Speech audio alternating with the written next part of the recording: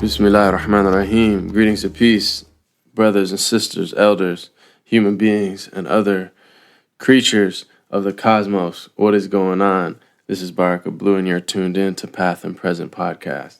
This episode, I interviewed Adisa Banjoko. He is the founding director of Hip Hop Chess Federation, and he's a brother I've known for many years in the Bay Area.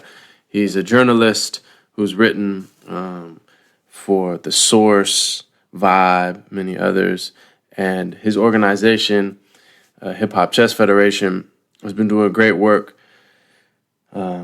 especially with youth in regards to teaching nonviolence through hip hop, chess, and the martial arts. He's a brown belt in Brazilian Jiu-Jitsu, so I wouldn't mess with him. And he's just a brother who is a deep thinker and really has a heart of gold, and is concerned for really benefiting people. He works with youth. He works in juvenile hall, and and his work has spread all over the world, as we discussed a little bit in this conversation. So I hope you enjoy it. Before I get into it, I want to let people know that I'm going to be on tour this fall, September and early October, in the Middle East, Turkey, and Europe. So for the dates, as they're coming out, just check out my Facebook, and should have all that stuff up there.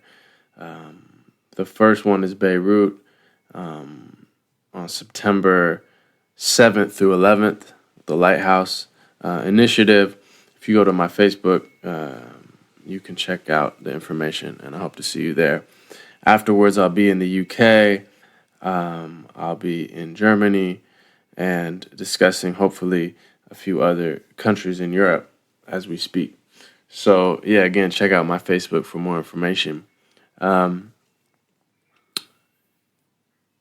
If you want to support the podcast, the best way to do it is by, if you have an iPhone, for instance, you can automatically subscribe to the podcast so that it downloads immediately. And then also, if you rate the podcast, comment on it, then it goes up in the iTunes charts. So that helps so that more people can see the podcast. And then just word of mouth, let your people know if you think they'd like it. We greatly appreciate it. If you want to support financially, you can through Patreon, patreon.com/pathandpresent. And that allows you to give an amount monthly. I want to thank everybody that's been supporting. It's been great. This has been a blessing for me to have these conversations, and a good excuse for me to sit down with some really interesting people. I'll just say lastly that this conversation with Adisa happened over Skype. I'm currently in Indonesia, and he's in the Bay Area.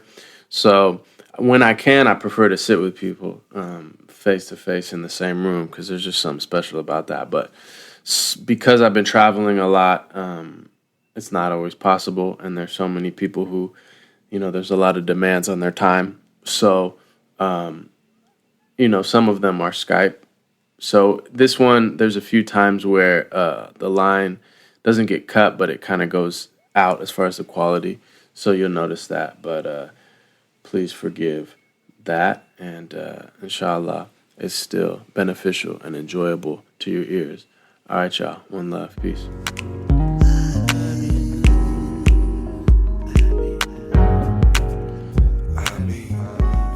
Hey, what up? I'm here. Assalamu alaikum, bro. Alaikum salam. Alhamdulillah. It's good to make it happen, man. It is. It's especially good to hook up with homies you haven't talked to in a minute. You know what I'm saying? So it's a strange world that we might not see each other or talk even for years, but we're still like watching each other's moves on social media. So we kind of feel I feel like, I know what's going on, even though, man, I haven't talked to you in a long time. I know. It's crazy. It's crazy. So yeah, man, I remember when I first met you and I saw you had the Hip Hop Chess Federation decal on your truck, and I was like, man, what is this about with the crown? And Yeah, yeah. yeah, man, and I just love and was always curious about, you know, how you brought together chess, hip hop, and the martial arts. So first, I just wanted to, you know, let you expound a little bit on what is the Hip Hop Chess Federation, and then why you brought together those three elements. Yeah, absolutely. Well, you know, my name is Adisa Banjoko. My nickname is the Bishop. I don't really care what I'm called, either one will work or something else if it's not too disrespectful. Um, the Hip Hop Chess Federation is a 501c3. We're a nonprofit based in the Bay, and we fuse music, chess, and martial arts to promote unity, strategy, and nonviolence. Been around for about 10 years now, 11, I think, actually. And I'm also currently the chess and jiu-jitsu instructor at Zaytuna College. So it's a fun ride. But, you know, the short version is that um, I started doing this because I'm originally from the hip hop generation. You know what I'm saying? Like, um, my first article, I was a journalist, one of the first journalists in hip hop from the West Coast. My first article was an interview that I did with Easy E in late 1987, and Whoa, it 87. was it was like the first article on Eazy-E and NWA ever. I don't think there's an earlier article. So, I interviewed him before he, like, the single Boys in the Hood was out, but it was not a hit yet. It was literally like the first week it came out. So nobody had really heard it, and I just happened to have bought it on a fluke through a friend. I wrote about him for my school newspaper, and because of him and my counselor, Mr. King, who's still alive. Shout out to Marshawn King. My whole journalism and career in journalism began because of them, and that led to me writing for The Source down the line, and Vibe, and Rap Pages, and Double XL, all at their peak. No disrespect to them now, but all at their peak. And it's been an honorable journey. yeah. And so coming through, that was my hip hop lens. Okay. And it's also important to note that I was an artist, meaning that I was in a rap group called Freedom Troop 187. Troop stood for Through Revolution of Our People. I was supremely black militant at that time. And, I changed my name. My middle name was given to me by Tupac's godfather, Geronimo Pratt, rest in peace. And, you know, Tupac was a personal friend. And Yeah, maybe you could jump into that, man, a little bit, just to, because that helps fill in some of the gaps as far as how this all develops. But you were in basically that Bay Area golden era hip hop. yeah, And so maybe you yeah. could just talk about what that was like and some of your relationships with different artists and Oh, yeah, yeah. No, that was one of the most fun times of my life, man. I came into Islam largely because of hip hop. Meaning, like, a lot of cats would be like, "Yo, if it wasn't for Public Enemy, I'd have never took Shahada." Yeah, I mean, like, I'm not that guy. My dad was in my life, and he taught me about Malcolm X, and he would play Malcolm X records for me and just make me sit down and listen to him. You know what I'm saying? So I already knew who Malcolm X was. I knew that Islam existed, but I was raised as a Christian. And my father had taken me to the Alhambra when I was about 5 years old. And he sat me up on the edge of the wall at the top of King Ferdinand's castle, and he was pointing across to Morocco. And he was like, "That's where home is. That's home." And even as young as I was, like, I still remember that. And later, when Public Enemy did come out, and I heard "Bring the Noise," I knew that that was Malcolm X. I knew I had heard it, and so that had brought me to Islam. But that whole time was when hip hop was at its golden age, and it wasn't really its golden age, or I call it the golden age for the main reason that the insight and the information and the ideas coming out of hip hop have never been parallel. That's not to say that they're not here today in hip hop. They are. right. But And my even the point is that, creativity, like pushing the envelope, the freeness, like there was a yeah, sense of freeness, like nothing there was wasn't no hip hop. Yeah. yeah, there was no rules, and it was all open rebellion, and all not just open rebellion, but original rebellion, right? like if you use a particular kind of snare, it's almost like I can't use that snare. I'm gonna go find a doper snare, right? If you're using a sick bass line, all right, I'm gonna use a bass line with that same mood, but flip it. And so that was caused a consistent raising of the bar artistically, and that artistic bar being raised forced you to be academically dope. Like you had to say things that made people question it. You had to know things that other people couldn't know, so that when you spit a bar, someone had to be like, "Ooh, what is Mecca? I don't know." And you know what I'm saying? Like you had to push that bar. And so at those times, man, I mean, the Bay was on fire, bro. I could tell you about going to the Fresh Fest, the first big stadium tour of Run DMC, LL Cool J, and Houdini. I could tell you about seeing Jermaine Dupri as a dancer for Houdini. You know what I'm saying? Doing a whole strutting routine, not rapping. He was not known as a rapper. He was too young. But he was known as a dancer, like popping and locking under a single green laser that's rotating around him in front of a whole packed Oakland Coliseum. You know what I'm saying? You don't even get those kind of shows anymore. You know what I'm saying? With hip hop tours like that. I could tell you about going to see the Egyptian Lover in the back alley behind Star Records, and like being a 13-year-old nerd, but like he sees me like not getting any love because I'm so small, so he lets me cut through the crowd and I get to stand on a garbage can so I can take pictures of him scratching with Uncle Jam from Uncle Jam's Army, Dial a Freak. Go look that up. And so, like my life was I was blessed, man. Like a lot of times people say, yo, I wish I should have been born in the Middle Ages. I should have been born when the Moors took Al-Andalus. I should have been born right now, dog. This is my time. This is my year, man. And so I love my life, man. I could tell you about watching, hieroglyphics do battles at the corner of Durant and Telegraph. You know what I'm saying? I could tell you about recording songs with Dell. I had a whole record. I had like a record I made with Dell. That's on YouTube. It's called What You Know. But I recorded like 20 years ago. We just dropped it. That's tight. I can tell you about doing shows with the Coup. You know what I'm saying? I can tell you about recording with Boots. I still got records I ain't dropped with Boots. Still got records I ain't dropped with A Plus, with Pep Love. And it is and was an honor then and now, to be not only to be from that generation, but to even know the artists from this generation who are doing things. And so, my life though was very radical. It was very militant. It was very aggressive. A lot of the things that are happening now are happening then. So that's why I think I can still relate to the youth, because I remember getting pulled over by the police all the time. I remember getting profiled racially. I remember when I changed my name and cats started tripping off of it. I remember, and all of that, like my friendship with Pop, my friendship with all the different artists that I mentioned, but as well, like just the reading, being able to just sit and soak up not just the wisdom of Malcolm X, but Socrates, but you know what I mean? Like, and that's one of the things I know. As I, got older and traveled, and people that, around the world, or people that even in the States, but that didn't grow up in hip hop or weren't really exposed to that, a lot of times they're really,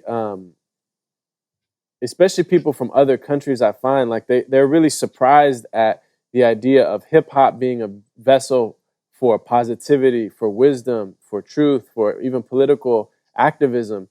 And I'm always like amazed at how people are surprised at that, because that's how I, just like you and so many of your generation, and I think I'm a little bit younger than you, but my generation as well, we all came into all those ideas through hip hop. If it wasn't for hip hop, there would be no Know the Ledge, Knowledge Yourself, and it's really interesting that unfortunately a lot of people, growing up today or coming up today aren't even aware of that legacy. Yeah, no, I mean, and the cool part is it's not even that they're unaware of it. Every aspect of that legacy is daily under attack by corporations, by media outlets, by government officials who don't understand the value of hip hop as an educational tool and as an international thread of peace that unites humanity, right? And they're all afraid of this boogeyman kind of thing. And not only that, they're now using the same hip hop that was liberating the youth to sell syrup, to sell liquid heroin to the children, to sell all these different things. And so it's very sad and very frustrated. It frustrates me. I was just did a chess summer camp in juvenile hall, and like 90% of the kids there actively use liquid heroin when they're free, Yeah, that's and they're crazy, kids, man. right? And I'm like, do you understand that, like, this is what the government was trying to push in like the 40s for your grandparents? But African Americans didn't like needles, so the whole heroin thing fell apart and it didn't work. And then so crack came, and there was that whole thing, and that's how a lot of your parents and uncles came up missing and dying, and they're in the clink right now, right? And now they figured out that if they liquefy it, you'll drink it.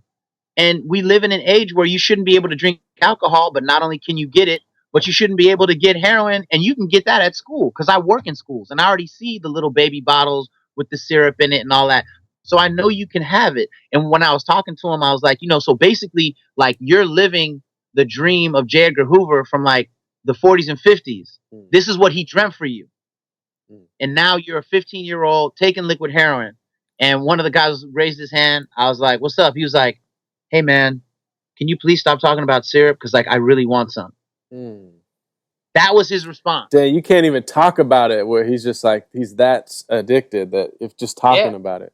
And that's deep what you say, man. Like, yeah, the J. Edgar Hoover, that whole plan. And then, interesting enough, I mean, talk about coming up in the Bay Area hip hop scene in the 80s, like, where the legacy of the Panthers is still strong and living, and all these other counterculture movements and art, and that all feeding into hip hop as a reaction and as this like upliftment and as this empowerment. And then boom, you get to the 2000s, and I mean, it already started happening in the 90s, but hip hop becomes this means of countering that. You know what I mean? Like, that's the interesting thing about that is, like, me, because I was born in 84. So when I came up in the 90s hip hop, and so it was still mainstream, it was still, but at the same time, you just had to scratch beneath the surface a little bit, and you got to, like, everything, the deep, deep roots of it. So, but yeah, I mean, and I think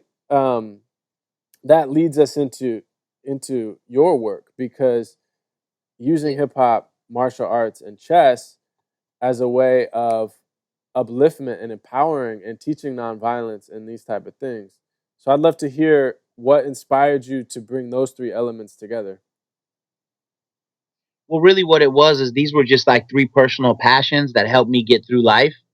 And one day they all kind of crystallized. So my father taught me chess when I was 4. I always liked it. I am no kind of chess master. I'm really kind of like, a decent player, but like, I'm not someone who you're going to play and get wowed. You know what I'm saying? Like, that's important to note, because playing chess is just for refinement of the mind. It's not about, you know what I'm saying? Like, trying to be a chess master or even compete. It's just about having this understanding of self-defense mentally, of loss, of recovery from loss, of defense, of attack, of just holding your ground. All of these things you can do mentally. You see? So I grew up like that. Then when I grew up in hip hop, like, I remember the first time I heard a chess lyric, it was EPMD.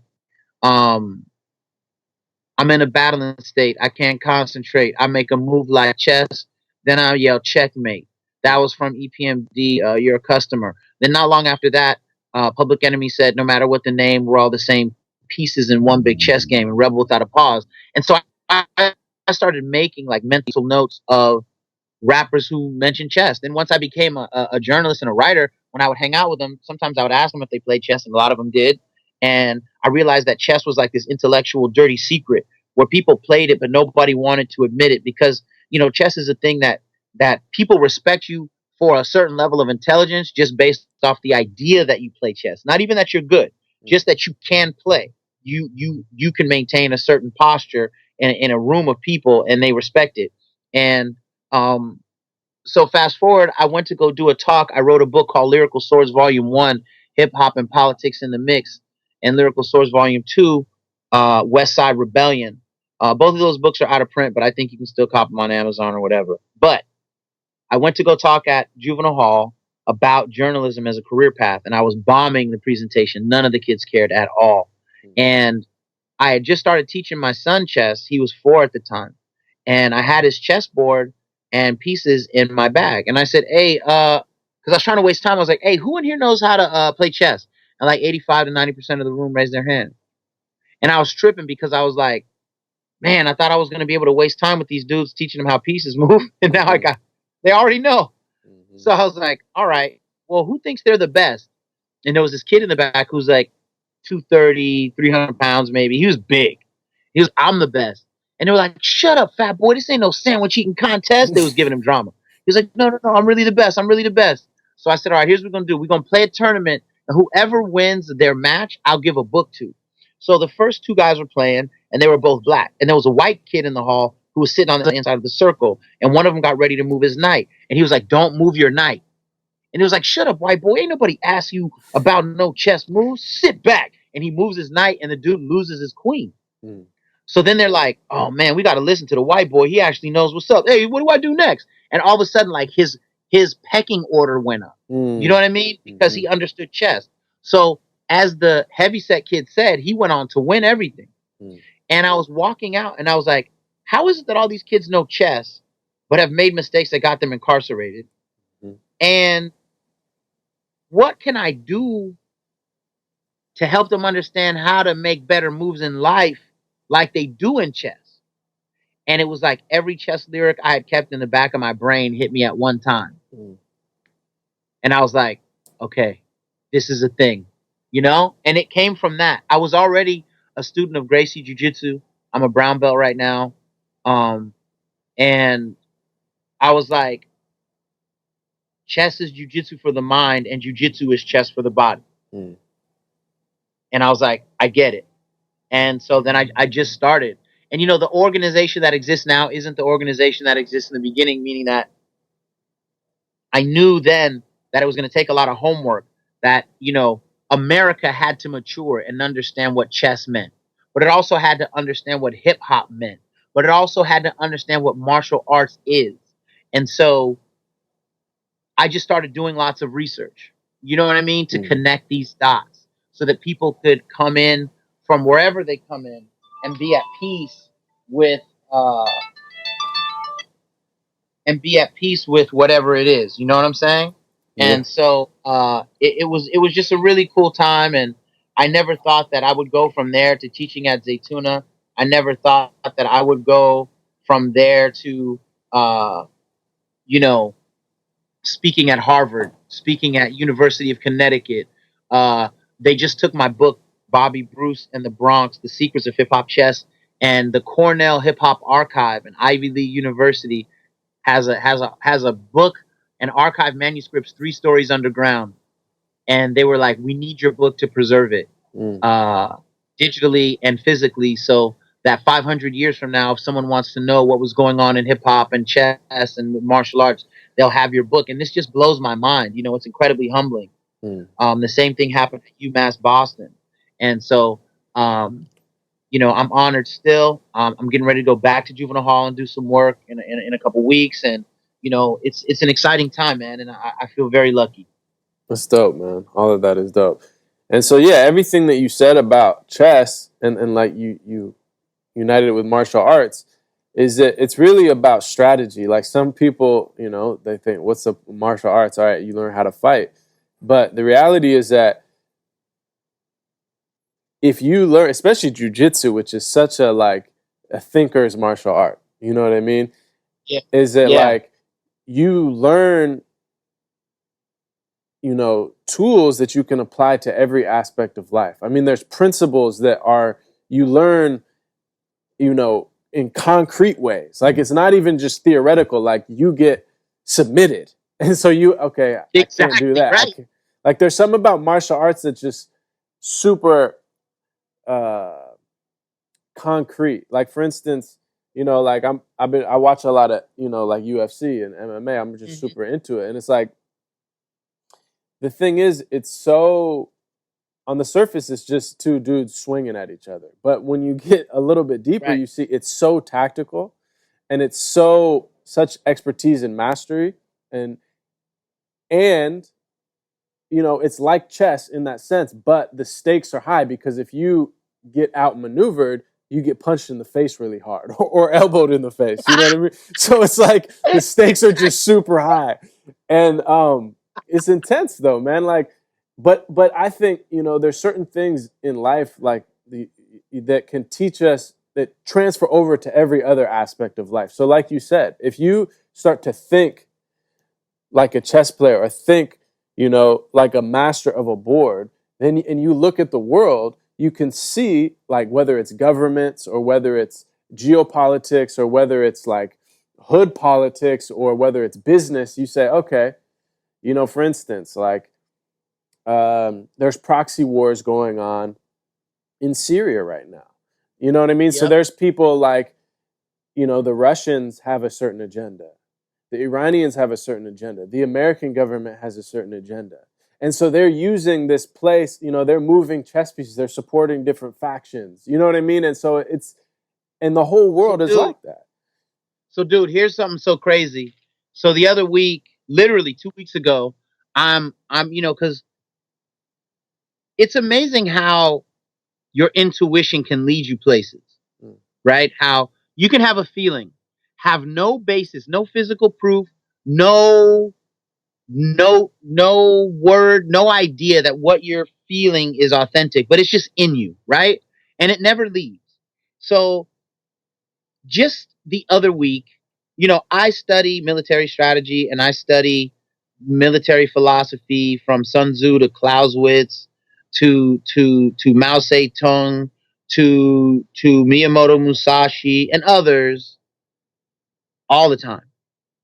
But I was just bumping around on the internet and I found an article where they talked about how those that planned the original invasion of Iraq under George Bush practiced entering Iraq by playing chess games over and over again. And those were the models for their simulated artillery and troops. And they wanted to enter like speed chess. And this is now, it's documented, it's sitting on the internet. And I found this article where they were quoting a professor who was talking about that. And he was comparing the relationship between chess and military strategy to Go, which is a Chinese kind of version of chess that some people say is much deeper and more cerebral than chess. And I was like, I knew it. You know what I'm saying? Like, I knew it. But to see it in black and white, what you've always believed, is amazing and enlightening and inspiring. You know, and so, you know, chess is very much jujitsu for the mind, and jujitsu is chess for the body. I do believe that all martial arts connect to chess, but for me, and I believe like stylistically, jujitsu is the most like chess. Like if I grab your wrist, there are like several different ways that you can get out. Just like if I put my knight out, there's several different ways that you can counter that. And based on your counter, I have other counters. And so chess is connected, and so is martial art, and so is human engagement. You know what I mean? But you know, ultimately, what I'm hoping to do is what some of a group of translators of the art of war, they said they want victory over war. You know, meaning like its absence. Right. You know what I'm saying? Because Sun Tzu said that, you know, the most perfect battle was the one won without fighting. You know, and so I'm a big believer in that, and that's why I love nonviolence, and that's why I believe that nonviolence is the only way all of us can really move forward. You know, a lot of people, you know, correctly, they look in a lot of different philosophical books and a lot of different history books and a lot of different spiritual books, and they'll say, you know, well, you know, it's my right to be violent and do damage to my enemy and et cetera, and all of that stuff. It makes sense in theory, right? And I believe in self-defense. I don't believe that anybody should be put here to be abused. But what I am saying is that to stay peaceful doesn't make you weak. Right. And I'm also saying that if I don't hurt you, but I have the ability to, how can I teach you the scope of mercy? Right? Because a lot of times I've had it where people have kind of popped off or kind of act wild, and then later somebody will be like, "Hey, that guy actually knows jujitsu, bro. He's a brown belt. He could have broke your neck." And then they go, "Oh man, I didn't know." You know, it's okay. But you know what I'm saying? And then they respect Right. what didn't happen. But at the same time, I don't know them. They could be a triple black belt in 3 things and jujitsu. Right. And that's what you see, man. The But people that are like getting into like fights, you know, at school or bar fights or whatever, they're not the people that are super trained and super confident. It usually comes from intense insecurities. Like the martial artists aren't the dudes who are out there just fighting anybody. You know, they're the dudes who they have complete security. They know their ability. It's not like I have to prove something. So if it pops off, I'm ready. But they tend to be the most peaceful people. Exactly. You know. Yeah, you know, all of the guys that I know that are that even, and I'm not even gonna say, I will say masters just because unequivocally, all of the masters that I personally know, like none of them are people that go out and fight at all. And you know, Dave Camarillo of Guerrilla Jiu Jitsu, he really wrote an article years ago that really stuck with me, and he just talked about the difference between fighters and martial artists. You know what I mean? That there are people that train, but their brains and their philosophies and their hearts aren't elevated. And so they're just kind of like machines. But a martial artist is nonviolent. Right? Yeah, man. A martial artist is nonviolent. So you must have been doing jiu-jitsu for a long time, and it seems to have like been growing. I mean, when you were doing it, it was probably pretty obscure, but now it's like it's really, you know, bursted onto the scene and become extremely popular. Yeah, it was very obscure. You know, when I was doing it, most people didn't know what it was, and most people that knew what it was thought it didn't work, and they would get beat down a lot. You know what I'm saying? Like I'm from that time when people would come into the gym saying like, I don't think Gracie Jiu-Jitsu works, and leave with a broken arm. You know what I'm saying? Being like, I might have to rethink my life. And so, but you know what's crazy? And like, this is what like for me personally happened. Like once you start learning it, you learn because like, you know, I started to learn because I was getting married, and I was like, man, like I don't want to have a gun, but I don't want my wife to feel unprotected, you know? So that's really why I started learning. And at first you kind of come in with this like male testosterone and sense of self-preservation where you're just not trying to go out. You know what I mean? Like that's really kind of what it starts at. But over time, you start to see the timing in it. You start to appreciate human beings because anytime, like if I show you how to escape a chokehold, right? I've just helped you save your own life, right? And not just your life, but the life of people you love. Because if something goes down and your mom or your dad is around, if something goes down and your kids are around, or an elderly person is around, like now you're able to save them through what I've taught you, right? And so, but we, meaning me and you, we may not be the same race, same faith, same gender, same political parties, right? But because I taught you this, irrespective of what I am or what you are, we're closer now. Right? We're closer now. So the next time you see somebody that looks like me or looks totally different from me, you'll remember that. And you'll be like, man, you know what? Like, I know they talk crazy about whoever, but he's chill. And so I can't have the same attitude that others do about people like them, whoever they are, quote unquote. You understand what I'm saying? Like, jiu-jitsu started to bring me closer to my own humanity, and through that acknowledge other people's humanity and be at peace wherever I walk. Right? Because like you said, I don't need to prove myself. I don't need to bully somebody. I don't need to choke somebody, but I also don't need to allow myself to be intimidated. And so, and it allows you, you know, a lot of times, man, you find these days, and it's because of the internet and you know, a lot of broken homes and really kind of fractured education systems. You find like a lot of times some of these young people are dying simply because no one intervened. And no one intervenes because they're so scared. They don't know what to do when it gets serious, right? But in prior years, like you would have never just stood around and watched a girl get punched in the face by a dude, and that's cool. Right.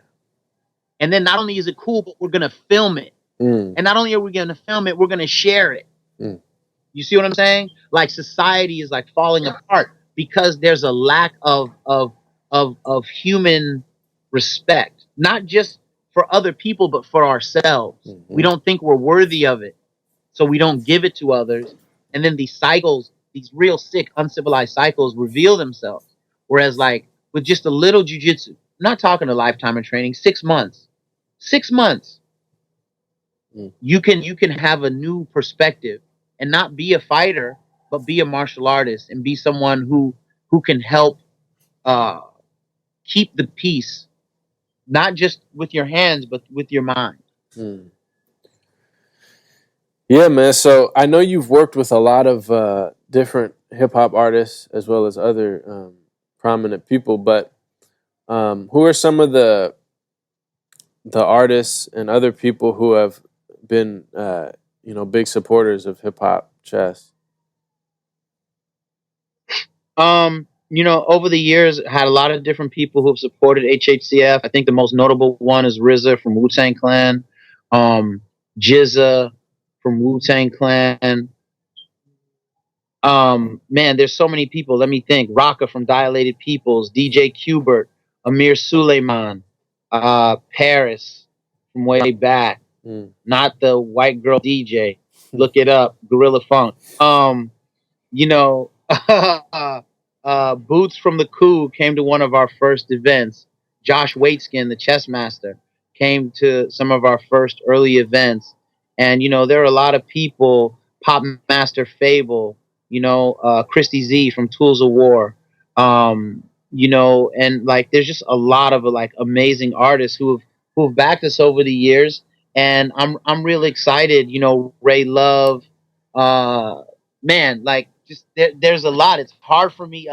Almost all the dudes from Hyro, Immortal Technique, a lot of really Zion and a lot of really cool people, and I feel blessed, and right now I'm starting to reach out to the younger generation because it's not so much about the OGs anymore. Like if we're dealing with like universal laws and universal philosophies, we have to start dealing with like passing things on to the youth. Like sometimes when I see people from my generation talking bad about the young people in hip hop, I blame them. Right? Like, well, what did you teach them then? Right. If you don't like what they're doing with the mic, what did you tell them to do it? Oh, you didn't tell them how to hold a mic? You didn't tell them about 16 bars? You didn't tell them, right? How to really pronounce into the mic? You mad that they mumbling, but you didn't give them a vocabulary. But you from the golden age of hip hop. Okay. That don't even make sense. Right. Right? And so I, as an educator and a lover of the youth, cannot sit by, watch them do bad, and be at peace with that to sit in the sidelines in the shadows and critique. So I'm going to say, yo, actually, you want to hold a mic like this. Oh, you don't know about 16 bars? Let me explain. The reason why people do 16 bars is because DJs used to juggle the break, a 4-bar piece of a record. And so Grandmaster Flash would do it back to back 4 times so that people could do their raps because the record would just start to play after those 4 bars. And so 4 times 4 is 16. And that's why rappers always want to do a hot 16. And that's from 1969. But because you can grow up with records and you grow up in a digital age, you don't know about how important that was. But that's the legacy of where bars come from. That's why we count them. That's why we know them. But you don't know about turntables. You don't know about breaks, right? And you don't know about math. So none of this makes sense to you in a digital age. You can't touch a record and see where a break is on the wax. But that's where I come from, and that's why I'm sharing it with you. And that's what Grandmaster Flash taught me. So that's why I'm teaching you. So yeah, you're really using the federation as a vehicle to really mentor and to transmit these legacies, really, of hip hop, chess, and martial arts to young people. And so now that you've been at it for 10, 11 years, what have you seen? Like maybe some examples or just overall of individuals or communities that have benefited, or what is the effect that it has on people? I'll tell you the most recent one that was unexpected and it warmed my heart. So in 2014, I I curated an event at the World Chess Hall of Fame, which is a museum in St. Louis, and we did an event called Living Like Kings about the relationship between hip hop and chess and a little bit martial arts. We worked on it for about 2 years, and then right before it dropped, Mike Brown was killed. And the whole time I was out there, I was working with an amazing lady named Susan Barrett.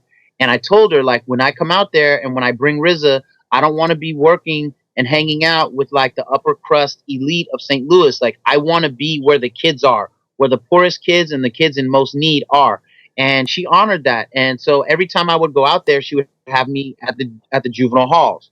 You know what I'm saying? Which were like literally the first 4 visits I did to juvenile hall, I think they were 100% black. Mm. And the schools were 100% black. And for a guy from the Bay Area, that was weird for me. I wasn't ready for that. I didn't expect that. Okay. Mm-hmm. But Mike Brown gets killed. We go, I take RZA, we go out there to St. Louis where it's on fire. And by the way, like another guy got killed, Vonderit Myers got killed by another cop the day before our opening. Mm. Okay.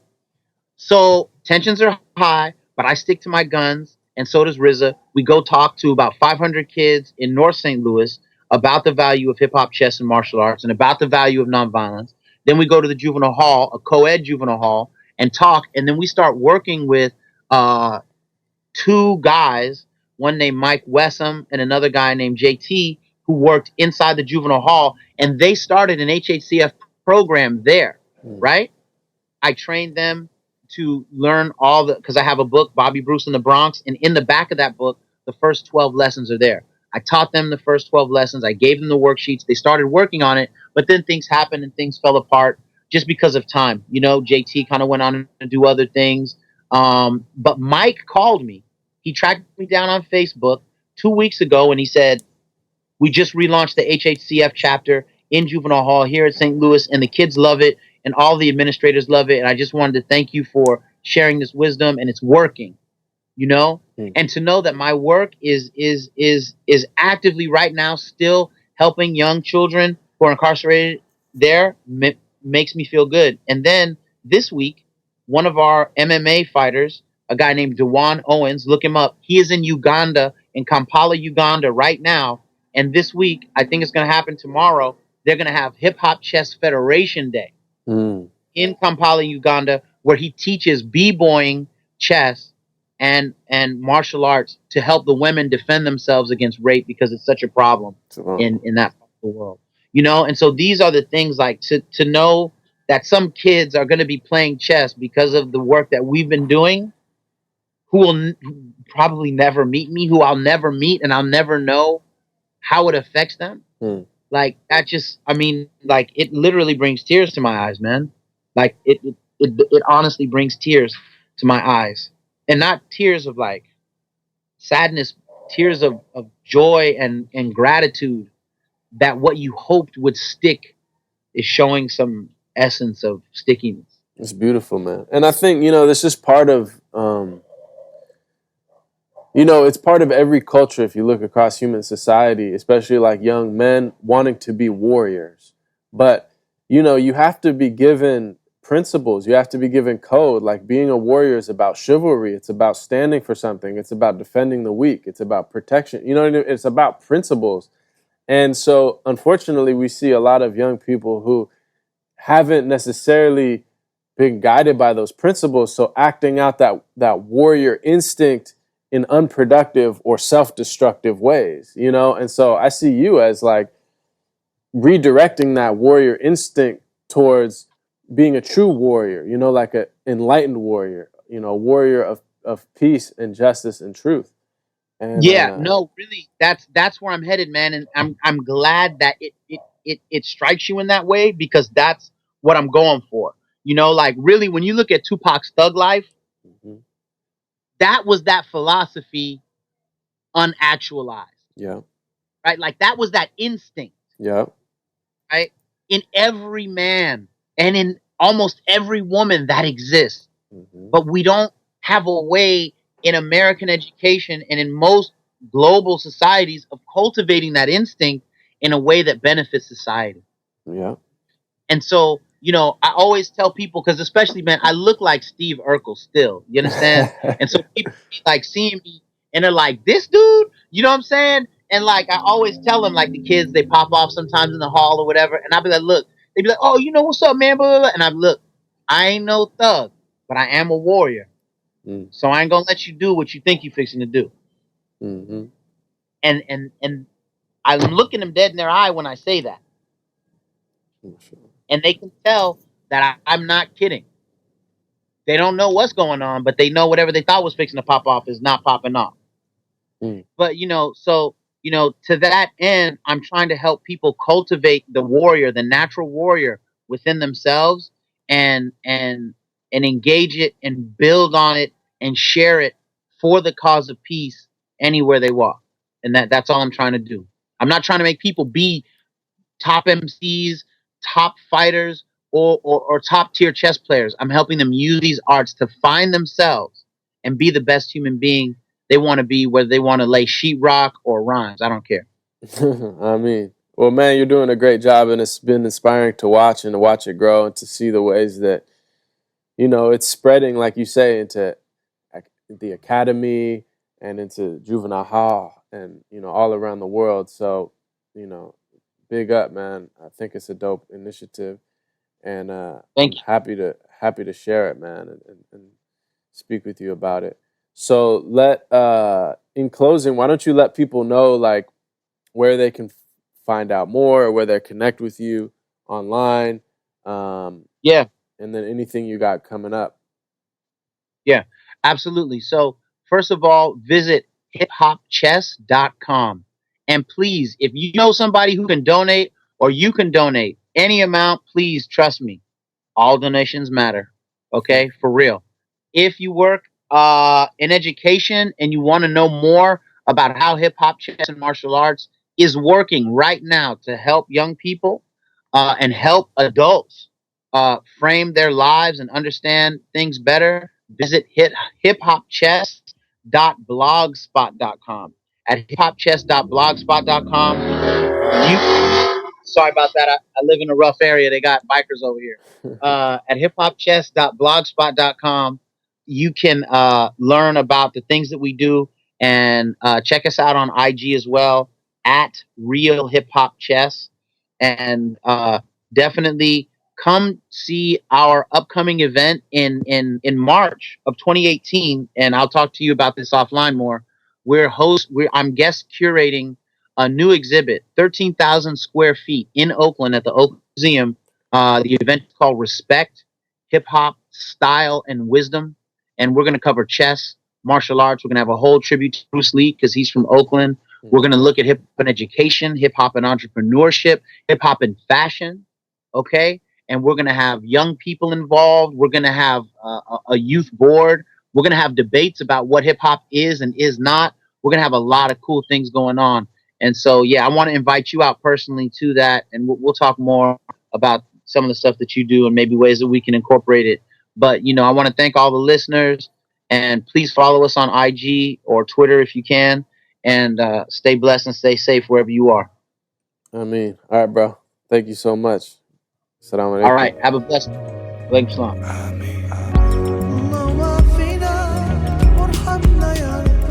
Thank you for listening to Path and Present Podcast. If you want to support the podcast, you can do so in a few ways. One is word of mouth. People hear about the podcast mostly from people like you who listen and like it and say, I know someone who would connect with this, or who would feel this, or who would enjoy this subject matter. So continue to share with your family and friends. Secondly, you can subscribe, rate, and comment on the iTunes page of Path and Present. Subscribing means that the podcast each episode will come directly to you when we release it.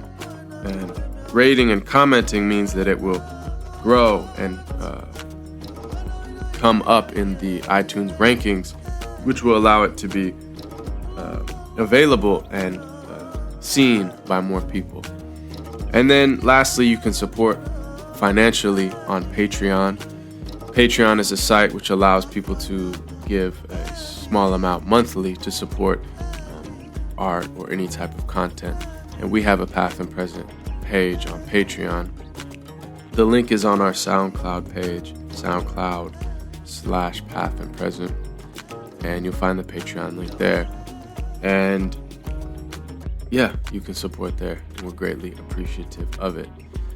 I guess lastly, keep us in your prayers, your positive thoughts, and your moments of remembrance.